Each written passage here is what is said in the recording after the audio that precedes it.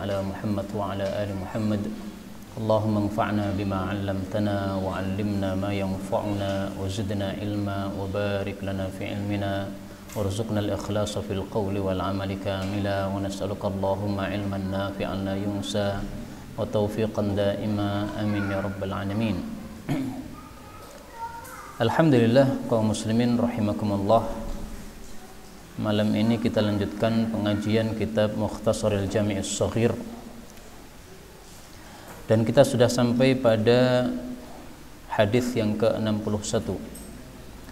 Faqala al-muallif hafizahullahu ta'ala wa nafa'ana bihi wa bi'ulumihi fid dharain amin. Qala Rasulullah sallallahu alaihi wasallam, Atani Jibril, telah datang kepada saya Jibril atau Jibril. Faqala, lalu dia mengatakan, ya Muhammad, wahai Nabi Muhammad sallallahu alaihi wasallam, innallaha, sesungguhnya Allah azza wa jalla, la'ana, telah melaknat al-khamra, minuman keras, wa asiraha, dan yang memerasnya, wa mu'tasiraha, dan yang minta diperaskannya, wa syaribaha, dan yang meminumnya, wa hamilaha, dan yang membawanya, wal mahmulah ilaih, yang dibawakan untuknya, wa ba'i'aha, dan penjualnya, wa mubta'aha, dan pembelinya, wa saqiyaha, dan orang yang memberikan minum atau menyiapkan minum untuknya, wa musqiyaha, dan orang yang memberikan minum kepada orang lain akan minuman keras tadi. Hadis ini diriwayatkan oleh Tabarani sahih. Hadis ini menunjukkan bahwa minuman keras hukumnya adalah apa? Haram dan termasuk dosa besar. Diketahui bahwa minuman keras adalah dosa besar dari kata-kata la'ana, telah melaknat, dan kata-kata laknat ini menunjukkan bahwa hal itu termasuk dosa besar. Berapa orang yang dilaknat di dalam minuman keras ini? Kalau kita lihat di sini ada 9 orang. Tapi ada juga tambahan pada riwayat yang lain, akila thamaniha, orang yang memakan harganya. Hadis riwayat Abu Dawud. Tapi tambahan ini semakna dengan kata-kata ba'i'aha, penjual. Penjual, dia memakan harganya. Minuman keras dijual, kemudian duitnya dia gunakan. Nah, ini yang dimaksud sebagai pemakan harganya. Nah, maka totalnya yang dilaknat di sini plus minuman kerasnya ada 10. Ini sudah saya kasih nomor ya. Nomor 1 khamar itu sendiri dilaknat. Kemudian yang kedua asir, yang memerasnya, dan seterusnya itu sampai 10.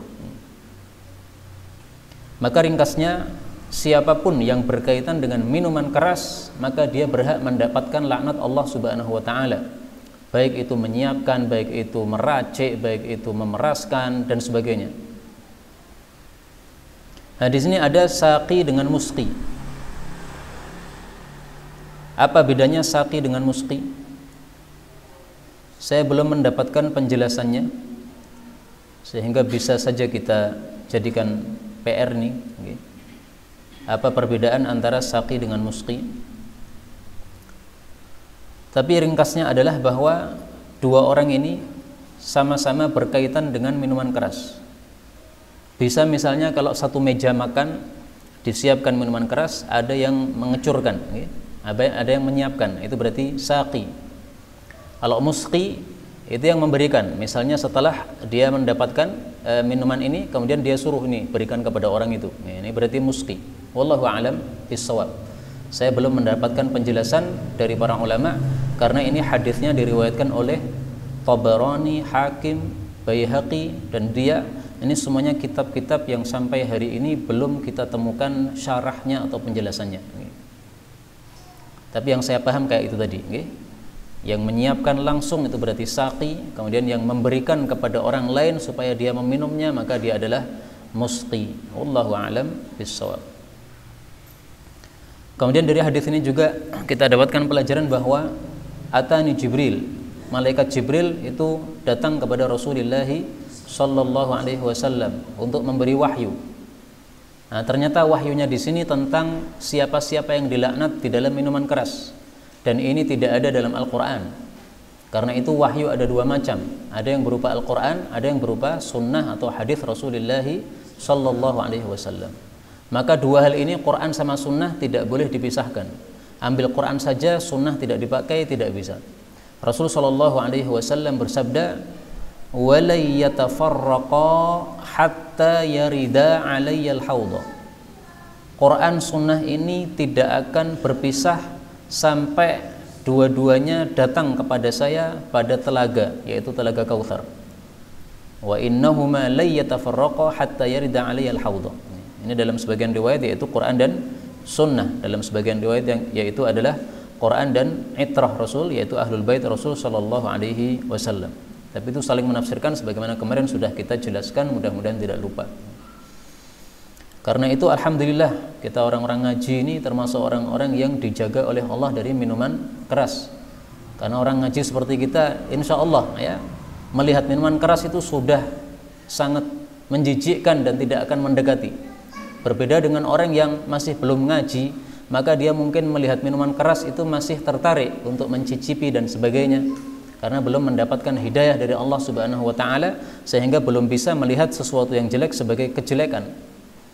Rasul sallallahu alaihi wasallam bersabda tentang minuman keras. Minuman keras apa kata beliau?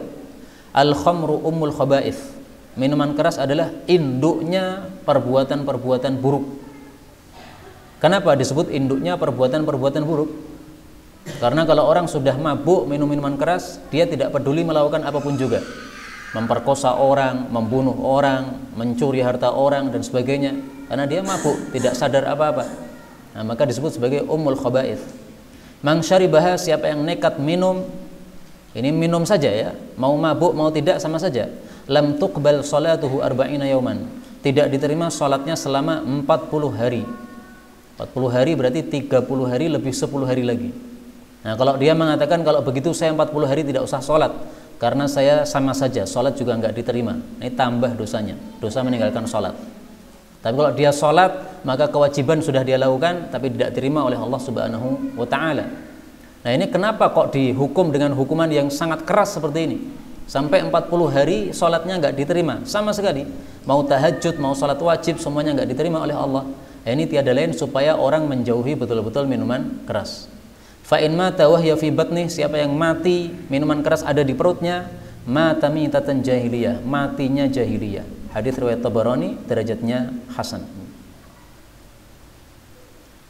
Karena itu alhamdulillah sekarang minuman keras sudah banyak yang tobat.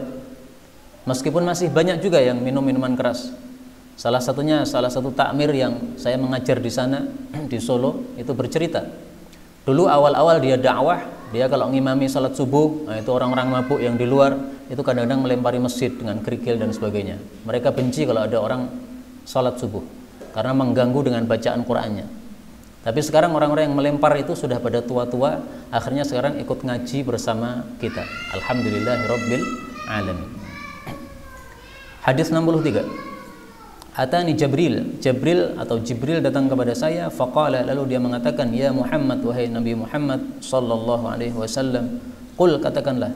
Qultu, saya berkata, wa ma aqul, apa yang harus saya ucapkan?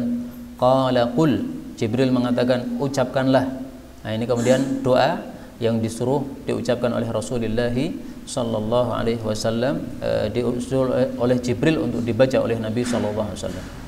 Karena itu supaya kita juga membacanya sebagaimana Nabi membacanya, ya, saya baca ditirukan. A'udzu bikalimatillahi tammati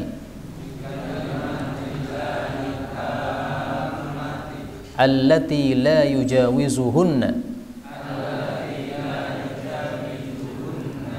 barrun wala fajirun min syarri ma khalaqa wa dhara'a wa bara'a wa min syarri ma yanzilu minas sama' wa min syarri ma ya'ruju fiha wa min syarri ma dhara'a fil ardi wa bara'a wa min syarri ma yakhruju minha wa min syarri fitanil laili wan nahar wa min syarri kulli tariqin yatruq illa tariqan yatruku bi khair ya Rahman. Hadis riwayat Ahmad sahih. Aku berlindung dengan kalimat-kalimat Allah yang sempurna yang tidak akan melewatinya baik orang baik maupun orang yang pendosa, ya, fajir itu pelaku dosa. Berlindung dari apa? Dari keburukan apa saja yang Allah ciptakan. Wa dhara'a wa bara'a, ini semuanya artinya sama, menciptakan, tapi diulang-ulang karena untuk takkid atau penegasan. Wa min syarri ma yanzilu minas sama', dan dari keburukan apa saja yang turun dari langit, dan dari keburukan apa saja yang ya'ruju, naik ke langit, dan dari keburukan apa saja yang Allah ciptakan di bumi. Wa bara'a sama, ya Allah ciptakan. Dan dari keburukan apa saja yang keluar dari bumi, dan dari keburukan fitnah-fitnah malam dan siang, dan dari keburukan kulli tarikin, setiap yang datang, yatruk, yang datang. Toroko itu asalnya datang pada malam hari, tapi tidak harus malam hari yang dimaksud di sini, apapun yang datang. Illa tarikon, kecuali sesuatu yang datang, yatruku bi khair, yang datang dengan kebaikan, ya Rahman. Nah, ini hadis mengajarkan kita doa perlindungan. Ini cocok untuk kita baca pada kondisi kita sekarang ini, kondisi COVID dan fitnah-fitnah yang menyertainya. Karena COVID yang ada sekarang ini tidak hanya COVID itu saja. Karena kalau COVID itu saja kemudian orang mati kena COVID, insya Allah lah, kalau orang muslim tetap husnul khatimah, nggak ada masalah. Tapi fitnah-fitnah yang menyertainya yang susah. Gara-gara COVID Jumatan ditutup, nah ini fitnah. Gara-gara COVID kemudian salat disuruh berjarak, ini fitnah. Nah, maka fitnah-fitnah ini kita berlindung darinya. Wa min syarri fitanil laili wan nahar, fitnah malam maupun siang. Nah, COVID itu termasuk kulli tariq yatruk, setiap yang datang, kecuali datang dengan kebaikan. Nah, maka cukup kita berlindung kepada Allah dari keburukan COVID dan fitnah-fitnahnya dengan doa ini. Kalau doa ini dirasa panjang, susah dibaca atau dihafalkan, cukup bagi kita membaca surah Al-Falaq. Karena Rasul Shallallahu Alaihi Wasallam bersabda, tidak ada sesuatu yang lebih sampai kepada Allah Subhanahu Wa Taala daripada apa? Al-Falaq. Lan taqra'a syai'an ablagha indallah. Kamu tidak akan membaca sesuatu yang lebih sampai di hadapan Allah daripada Qul a'udzu birabbil falaq. Nah, maka hari-hari seperti ini bagus kalau kita ketika sholat sunnah sering baca ini surat Al-Falaq. Misalnya rakaat pertama Al-Falaq, rakaat kedua An-Nas. Dan ini dilakukan oleh Al-Imam Ibnu Qudamah Al-Maqdisi, penulis kitab Abdul Ghani Al-Maqdisi, ya, penulis kitab Umdatul Ahkam. Beliau sholat sunnah dari waktu duha sampai menjelang duhur, 2 rakaat salam, itu selalu baca Al-Falaq An-Nas, Al-Falaq An-Nas. Karena waktu itu banyak yang memusuhi beliau, sehingga beliau khawatir ada apa-apa terjadi pada dirinya, sehingga berlindung kepada Allah dengan 2 surat ini. Ini sesuatu yang bagus untuk kita lakukan pada hari-hari seperti ini. Hadis 64, Atani Jibril datang kepada saya, faqala, mengatakan, ya Muhammad, wahai Muhammad, man sallallahu alaihi wasallam, man adraka, barang siapa yang mendapati ahada walidayhi, salah satu dari kedua orang tuanya, famata, lalu dia mati, fadakhalan nar, lalu masuk neraka, fa ab'adahu Allah, maka semoga Allah menjauhkannya. Ini doa, ya. Qul amin, ucapkan wahai Muhammad, amin. Faqultu amin, maka saya pun mengucapkan amin. Kemudian Jibril mengatakan lagi, qala ya Muhammad, man adraka syahra Ramadan, siapa yang mendapati bulan Ramadan, famata falam yughfar lahu, lalu mati tidak diampuni untuknya. Maksudnya mati tapi tidak mendapatkan ampunan dari Allah. Fa udkhilan nar, lalu dia dimasukkan ke dalam neraka, fa ab'adahu Allah, semoga Allah juga menjauhkannya. Maksudnya itu menjauhkan dari rahmatnya. Qul amin, ucapkan amin. Faqultu amin, saya katakan amin. Qala, Jibril mengatakan lagi, wa man dzukirta indah, dan orang yang kamu disebut di hadapannya, falam yusalli alaika, lalu tidak mau selawat kepada engkau, famata fadakhalan nar, lalu mati masuk neraka, fa ab'adahu Allah, maka semoga Allah menjauhkannya, yaitu dari rahmatnya. Qul amin, katakan amin. Faqultu amin, maka saya katakan amin juga. Hadis riwayat Tabarani sahih. Hadis ini menunjukkan bahwa tiga perbuatan ini adalah perbuatan-perbuatan tercela. Pertama, orang yang masih mendapati orang tuanya hidup tetapi tidak mau birrul walidain, sehingga orang tuanya tidak menyebabkan dia masuk ke dalam surga. Nah, maka ini dijauhkan dari rahmat Allah Subhanahu wa taala. Ini tercela. Karena itu siapapun kita yang masih punya orang tua, hendaklah kita memperhatikan apakah kita sudah melakukan birrul walidain ataukah tidak. Kalau orang tua kita sudah wafat, maka hendaklah kita tetap melanjutkan birrul walidain, karena masih bisa kita birrul walidain terhadap orang tua yang sudah mati, yaitu minimal kita mendoakan Rabbighfirli wali walidayya warhamhuma kama rabbayani shaghira. Ini doa birrul walidain untuk orang tua. Karena itu anak-anak kita yang masih kecil, tolong dibiasakan setiap hari baca doa birrul walidain ini. Kalau praktek saya kepada anak-anak saya, 3 doa yang selalu saya ajarkan setiap hari. 3 doa saja karena masih kecil-kecil. Pertama, doa sabu jagat, Rabbana atina fid dunya hasanah, dan seterusnya. Kedua, doa birrul walidain, Rabbighfirli wali walidayya. Yang ketiga, doa pagi, Allahumma inni as'aluka ilman nafi'a wa rizqan thayyiba wa amalan mutaqabbala. Karena menurut saya ini adalah inti kehidupan. Kalau dia sudah mendapatkan kebaikan dari 3 doa ini, insya Allah sudah sempurna kehidupan dia. Wallahu a'lam bishawab. Kemudian yang ketiga adalah orang yang kedua, orang yang masuk bulan Ramadan tapi tidak dapat ampunan dari Allah. Artinya dia melakukan perbuatan maksiat kepada Allah sehingga tidak dapat ampunan. Misalnya tidak puasa Ramadan, atau misalnya tidak mau salat tahajud dan sebagainya, sehingga tidak dapat ampunan dari Allah Subhanahu wa taala. Yang ketiga adalah orang yang mendengar Nabi disebut lalu lam yusalli alaih, tidak mau baca salawat kepada Nabi. Karena itu salawat hukumnya adalah apa? Wajib. Tetapi pendapat yang paling bagus insya Allah dalam satu majelis seperti ini, kalau sudah salawat 1 kali itu sudah mencukupi dari salawat-salawat berikutnya.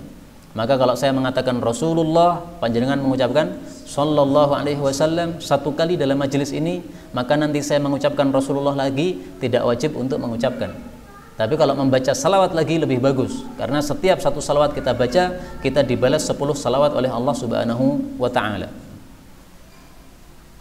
Kemudian dari hadis ini kita ambil beberapa pelajaran. Pelajaran pertama, bahwasanya kadang-kadang malaikat Jibril datang kepada Nabi sementara Nabi saja yang bisa melihat, orang-orang yang di sekitarnya tidak ada yang melihat.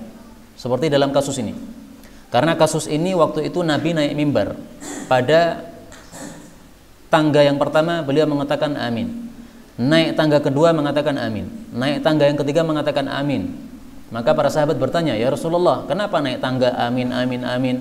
Nah, kemudian Nabi menjelaskan, tadi itu pas saya naik tangga yang pertama, Jibril datang ngomong seperti ini, saya disuruh amin, ya saya amin.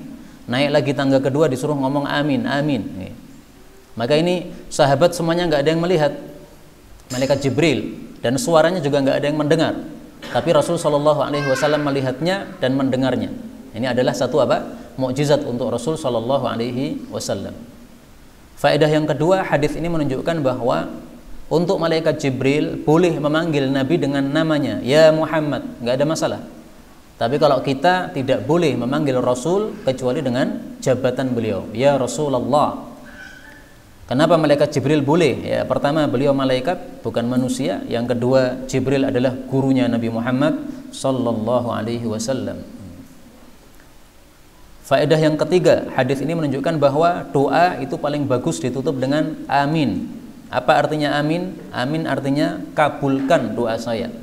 Nah, maka amin ini fungsinya supaya doa kita lebih mustajab. Doa kalau tidak ditutup dengan amin maka kurang mustajab. Ditutup dengan amin lebih mustajab. Faedah berikutnya, dzukirta indah, engkau disebut di hadapan orang, hendaklah orang itu membaca salawat kepada Nabi. Disebutnya ini tidak harus namanya, tidak harus Muhammad, nggak harus begitu. Misalnya disebut Nabi, atau disebut Rasulullah, atau disebut Al-Mustafa, tetapi yang dimaksud adalah Nabi Muhammad sallallahu alaihi wasallam, hendaklah kita membaca salawat. Adapun hadis yang katanya berbunyi man dzukirasmi indahu, barang siapa yang namaku disebut di hadapannya, dia tidak mau salawat, maka dia bakhil. Itu hadis tidak ada wujudnya dalam satu kitab manapun juga. Tampaknya orangnya salah hafalan sehingga dia mengira hadisnya lafalnya seperti itu. Dzukirosmi, ya, namaku disebut. Berarti kalau yang disebut hanya Rasulullah, tidak ada perintah untuk salawat, bukan termasuk orang bakhil. Nah, ini adalah penjelasan yang tidak benar. Yang tidak terima dengan penjelasan saya ini, tolong menampilkan kepada saya kitab mana yang menyebutkan hadis tersebut. Mandukirosmi, mana kitabnya? Kalau bisa menemukan, saya bayar insya Allah. Mau bayar berapa? 1 juta boleh. Karena saya pengen ngerti di mana hadis tersebut yang katanya ada, tapi kata para ulama kita tidak ada seperti itu. Hadis berikutnya 65. Atani Jibril, Jibril datang kepada saya fi awwali ma uhiya ilayya, pada permulaan yang diwahyukan kepada saya. Fa'allamanil wudu'a was shalah, lalu dia mengajari kepada saya wudu dan salat. Falamma faragha minal wudu'i, lalu tatkala dia selesai dari wudu, akhadha ghurfatan minal ma'i, dia mengambil satu cawuk dari air. Fanadhaha biha farjahu, lalu dia memercikkan dengan cawukan tadi kepada farjinya. Hadis riwayat Ahmad sahih. Hadis ini menunjukkan pentingnya mengajarkan al-wudu was shalah, ya, bersuci yaitu wudu dan salat. Karena ibadah yang paling utama itu adalah salat. Sementara salat tidak diterima kecuali dengan apa? Bersuci atau wudu.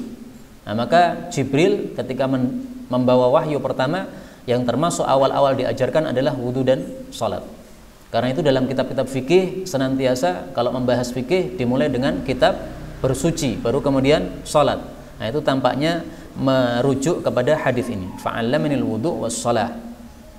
Meskipun sebagian kitab fikih langsung membahas salat, baru kemudian syarat-syarat salat disebutkan, salah satunya wudu. Tapi kebanyakan kitab fikih membahas dulu thaharah, bersuci, kemudian kitab salat. Nadhaha, memercikkan. Ini hukumnya sunnah, tidak wajib. Selesai wudu, ambil air 1 cawuk, kemudian cipratkan pada kemaluan kita. Dan ini dilakukan kalau kita mengalami salisul baul. Salisul baul itu apa? Orang yang sering keluar kencingnya tanpa dia bisa menahannya. Misalnya ketika ruku, kencingnya keluar. Ketika sujud, kencingnya keluar. Ini namanya salisul baul.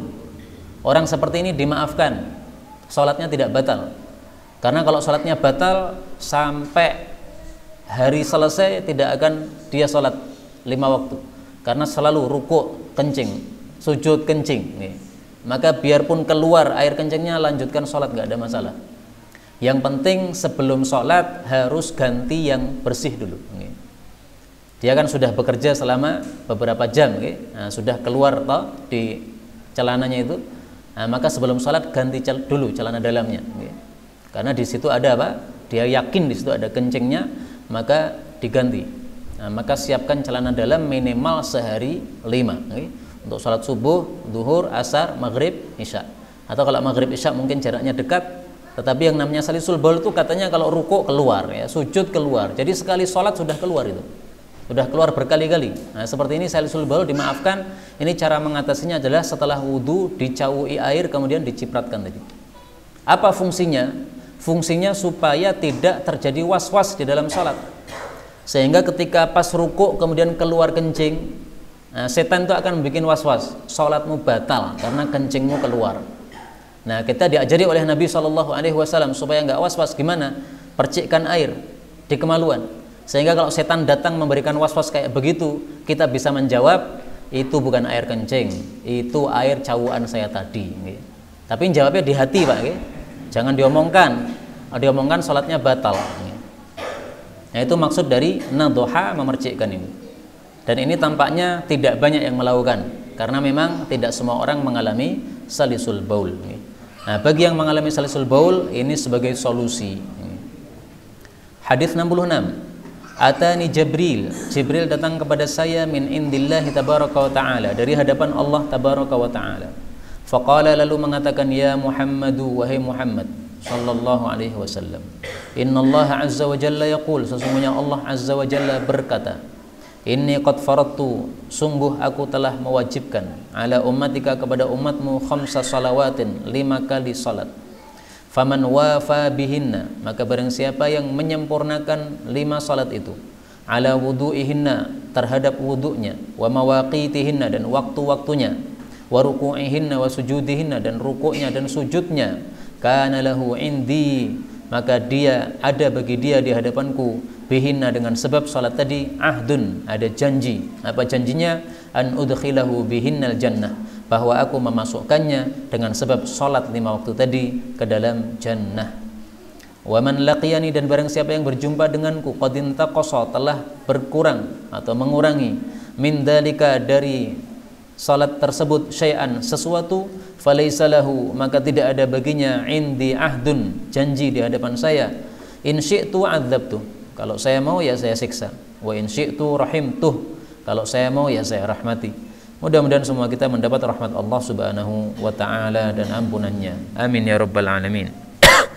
Hadis diriwayatkan oleh Thayalisi dalam kitab Musnadnya, Musnad Thayalisi, dan yang lain-lain. Hadis ini menunjukkan pentingnya menjaga 4 ini, ya. Wudu, waktu salat, ruku, sujud. Jadi wudunya disempurnakan. Jangan sampai kita tidak mau wudu padahal tahu kalau batal. Sebagian orang katanya malu, batal keluar dari salat, maka dia lanjutkan salatnya. Nggak boleh. Batal ya keluar. Saya pernah batal, tapi saya lanjutkan karena memang bukan waktunya sholat. Waktu itu saya mengajar seperti ini. Sebelum mengajar saya sudah wudhu. Kemudian tiba-tiba pas mengajar hujan lebat, sementara masjidnya itu atapnya seng, suara saya nggak bisa terdengar. Maka saya katakan, para hadirin, saya akan ubah pengajian saya. Saya mau sholat sunnah, silahkan diperhatikan salat sunnah saya dari awal sampai akhir, itu sesuai sunnah Rasul. Nanti kalau mau ditanyakan silahkan ditanyakan. Nah kemudian saya sholat, karena saya yakin tadi sebelum berangkat sudah apa? Wudhu. Setelah dapat 1 rakaat, saya kemudian teringat, Masya Allah, saya tadi sudah batal. Kenapa? Karena sampai ke masjid, sebelum saya mengajar, itu saya sudah masuk kamar kecil. Saya wudhunya di rumah, karena memang biasanya sebelum mengajar wudhu di rumah. Tapi sampai masjid saya sudah mampir kamar kecil, belum wudhu lagi. Nah, tapi kemudian saya lanjutkan sholatnya, tetapi dengan niatan bukan sholat, niatan untuk memperagakan apa? Gerakan sholat, karena tadi sudah mengatakan ini tolong diperhatikan gerakan-gerakan sholat ini sesuai sunnah Rasul Sallallahu Alaihi Wasallam. Kalau masih saya niatkan untuk sholat, maka ini dosa kayak begini. Karena orang sholat tidak boleh dalam kondisi apa? Batal atau hadas, tidak boleh. Dilanjutkan dosa, nekat dosa, harus berhenti. Nah, maka saya tadi saya hentikan niatan sholat saya, tapi saya lanjutkan karena tujuannya hanya untuk mengajarkan gerakan-gerakan sholat. Nah kalau dalam kondisi selain itu jangan dilanjutkan. Lagi sholat jamaah misalnya, jadi imam batal, malu dilanjutkan, tidak boleh. Karena kalau malu dilanjutkan, ini nanti batal seluruh sholatnya jamaah. Batal seluruh sholatnya apa? Jamaah. Karena imam yang tidak punya wudhu itu kalau dia nekat sholat, itu sholatnya tidak sah. Mengikuti orang yang sholatnya tidak sah, ikut tidak sah. Sama dengan panjenengan diimami orang gila, sah napa mboten? Tidak sah. Kenapa? Orang gila sholatnya tidak sah. Karena sholatnya tidak sah, diikuti oleh orang yang lain, sholatnya yang mengikuti juga tidak sah. Nah, maka kalau imam batal, wajib keluar, tidak boleh untuk apa? Malu. Kalau malu dalam kondisi seperti itu, kemudian dia nekat sholat, nah ini menyebabkan dosa dan dia bertanggung jawab untuk sholatnya seluruh para jamaah tersebut. Kemudian yang kedua adalah mawaqit, waktu. Waktunya jangan sampai keluar dari yang sudah ditetapkan oleh Allah Subhanahu wa Ta'ala. Karena itu sering saya sampaikan untuk sholat subuh secara khusus, kalau bisa qomatnya diundur sekitar 20 menit dari jadwal adzan. Dengan sebab adanya perselisihan ahli falak, apakah waktu subuh yang beredar ini sudah tepat atau tidak tepat. Nih, ada yang mengatakan kecepatan 20 menit dan sebagainya, maka paling bagus diundur 20 menit atau 25 menit, ini lebih aman insyaallah ta'ala.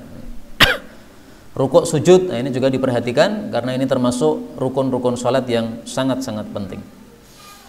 Hadis 67, atuhibbu apakah engkau suka ayyalina bahwasanya menjadi lunak qalbuka hatimu wa tudrika dan engkau mendapati hajataka hajatmu irhamil yatim rahmatilah anak yatim wamsah ra'sahu dan usaplah kepala anak yatim wa at'imhu min ta'amik berikan makanan kepada dia dari sebagian makananmu yalin qalbuk akan lunak hatimu wa tudrik hajatak dan kamu akan mendapatkan hajat-hajatmu. Hadis riwayat Tabarani sahih. Hadis ini menunjukkan disyariatkannya memberi makan kepada anak yatim. Demikian juga menyayangi dan mengelus kepala anak yatim. Bukan berarti selain anak yatim juga tidak diperlakukan seperti ini, enggak, sama aja ya. Mau anak yatim mau bukan anak yatim, tetap disunahkan kita berbuat lembut kepada anak-anak kecil, tapi terutama anak yatim, karena anak yatim ini tidak punya orang yang mengasihi dia, sehingga anak yatim lebih berhak untuk disayangi seperti ini. Kemudian manfaat dari berbuat ini adalah apa? Dua. Satu, hatinya menjadi lunak. Yang kedua, hajatnya akan tercapai. Maka siapa yang punya hajat, hajatnya belum tercapai, ini salah satu caranya. Cari di mana ada anak yatim, kasih santunan misalnya setiap bulan.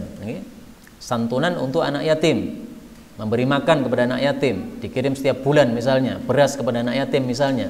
Ini adalah salah satu cara untuk tudrik hajatak, mendapatkan hajat yang kita inginkan. Hadis 68, atuhibbun apakah kalian suka ayyuhan nas wahai para manusia an tajtahidu untuk bersungguh-sungguh fit doa di dalam berdoa. Qulu ucapkanlah. Nah ini doa supaya kita sungguh-sungguh di dalamnya. Maka mari kita baca Allahumma a'inna ala syukrika wa dzikrika wa husni ibadatika. Ya Allah, tolonglah kami untuk bisa bersyukur kepada Engkau dan berzikir kepada Engkau dan bagus ibadah kepada Engkau. Hadis riwayat Hakim sahih. Inilah yang disebut bersungguh-sungguh di dalam berdoa, yaitu minta 3 perkara. Minta bisa menjadi syukur, bisa menjadi ingat Allah, dan bisa ibadah yang baik. Ini semuanya, 3-tiganya ini berkaitan dengan masalah kehidupan kita. Karena itu sangat penting kita untuk membaca doa ini. Dan saya meyakini, kalau panjenengan tidak setuju nggak apa-apa, karena ini hanya pendapat saya, bahwa hadis ini atau doa ini bagus untuk dibaca ketika sujud. Kenapa dibaca ketika sujud bagus? Karena Rasul Shallallahu Alaihi Wasallam menyuruh kita untuk bersungguh-sungguh di dalam berdoa ketika sujud. Rasul Shallallahu Alaihi Wasallam bersabda, wa ammas sujud fajtahidu fid du'a. Adapun ketika sujud sungguh-sungguhlah berdoa. Faqaminun ayustajab lakum, maka pantas untuk dikabulkan terhadap doa kalian. Hadis riwayat Muslim. Nah, kita disuruh sungguh-sungguh berdoa ketika sujud. Ternyata Nabi mengatakan di sini sungguh-sungguh dalam berdoa membaca, yaitu membaca doa ini. Karena itu kalau panjenengan setuju dengan pendapat saya ini, silahkan. Ini doa dibaca ketika apa? Sujud. Selain juga disunahkan untuk dibaca setelah sholat. Boleh juga sebelum salam, sebagaimana pendapat Ibnu Taimiyah kemarin sudah kita bahas ya. Doa-doa itu yang dibaca di akhir sholat boleh dibaca setelahnya maupun dibaca sebelumnya. Memang ada pendapat berselisih di antara para ulama dalam hal ini. Dibaca 2 kali juga nggak apa-apa ya. Sebelum salam dibaca, setelah salam baca lagi, nggak ada masalah. 69, ittakhidhi ambillah, maksudnya rawatlah ghanaman, kambing-kambing. Fa innaha, karena sesungguhnya kambing-kambing itu taruhu, pulang sore hari, bi khairin, dengan kebaikan, wa taghdu, dan berangkat pagi hari, bi khairin, dengan kebaikan. Hadis riwayat Ahmad sahih. Hadis ini menunjukkan disyariatkannya atau disunahkannya memelihara kambing. Saya sebenarnya pengen Pak memelihara kambing, tapi kata teman saya susah kalau di perkotaan ya. Kak saya pengennya kambing 1, dia tertawa, tidak bisa kambing 1 dirawat begitu, harus ada temannya. Kalau 1 gimana ya, supaya ringan merawatnya kata saya. Maka dia katakan dia pasti akan teriak setiap hari, mengganggu tetangga. Malam pasti teriak-teriak terus kalau tidak ada temannya. Wallahu alam ya, katanya begitu. Ada yang punya kambing di sini Pak? Ini masih pedesaan sini gitu. Nah, maka cocok ini. Kenapa? Ada, banyak, masya Allah. Nah, lanjutkan, okay? Karena ini adalah sunnah. Ittakhidhi, okay? Ambillah, rawatlah, ghanaman, kambing-kambing. Salah satu kebaikan kambing apa? Siapa yang tahu kebaikan kambing? Untuk korban. Salah satu kebaikan kambing adalah min dawabil jannah. Imsahu rughamal ghanam. Usaplah napa niki? Napa? Bungur. Ya, pokoknya ecesnya itu loh, apa? Ilernya itu, okay? Nah, itu disuruh ngusap. Nah, jadi jangan jijik, okay? Diusap, dibersihkan. Wa tayyibu marahaha, wangikan atau bersihkan kandangnya. Wa sallu fi janibi marahiha, boleh salat di samping kandangnya kambing. Fa innaha min dawabil jannah, karena dia termasuk binatang-binatang surga. Hadis riwayat Baihaqi dalam kitab Ma'rifah sahih. Apa maksudnya kambing termasuk binatang surga? Maksudnya adalah besok kita akan di surga ketemu dengan kambing-kambing. Nah, maka disebut sebagai apa? Binatang surga. Adapun banteng di surga ada enggak? Wallahu a'lam. Saya enggak tahu. Enggak ada dalilnya.